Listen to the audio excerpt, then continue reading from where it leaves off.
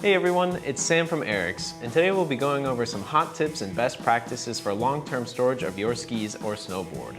I'm a snowboarder, so I'm just going to be using my board, but most of the concepts are the same for skis. So it's the end of the season, and sadly all the snow is gone.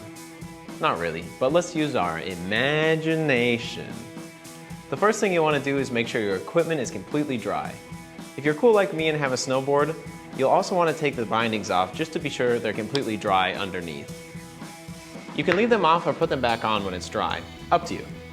You want to leave your board or skis in a warm, dry place for a couple days to try and suck out as much moisture as possible.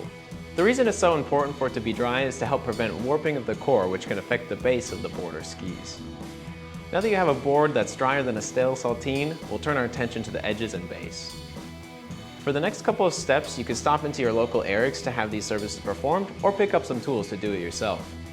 For the edges, you could give them a full tune if you wanted, but at the very least, you want to remove any rust on the edges with something like a gummy stone, this thing.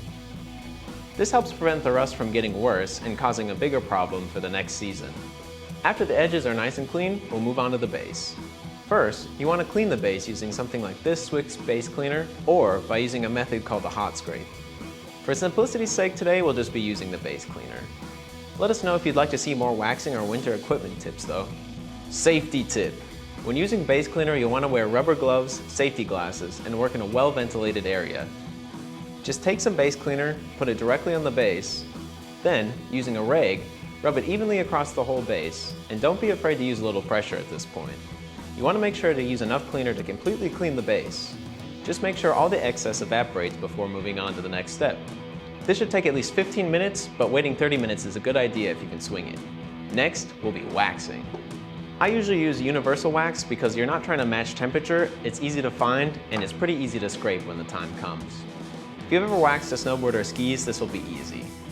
Take your iron, drip or crayon the wax on, spread it out, and boom, done. We won't be scraping this board, and that's the key to this tip. By not scraping off the excess wax, we're creating a layer to protect the base from dirt and oxidation in the off-season. Lastly, if you have a bag, it's a good idea to store your equipment in there to further protect from dirt and minor scuffs in storage. If possible, the equipment should be stored somewhere with consistent temperature and humidity. This will help prevent repeated expansion and contraction of the different layers of your skis or board, prolonging their life.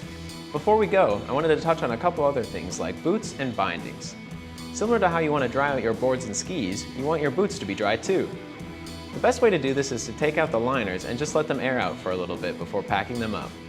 You can also add a dryer sheet to each boot for some moisture absorption and smell.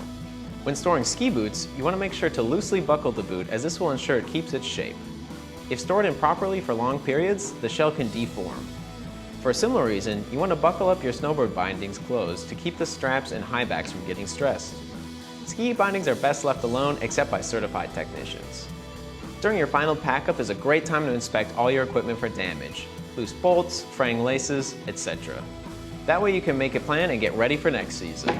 Following these steps will help ensure your equipment's longevity and make getting ready for next season that much faster. Let us know if you have any storage tips or what you'd like to see next. If you like this video, make sure to give it a thumbs up and subscribe to see more.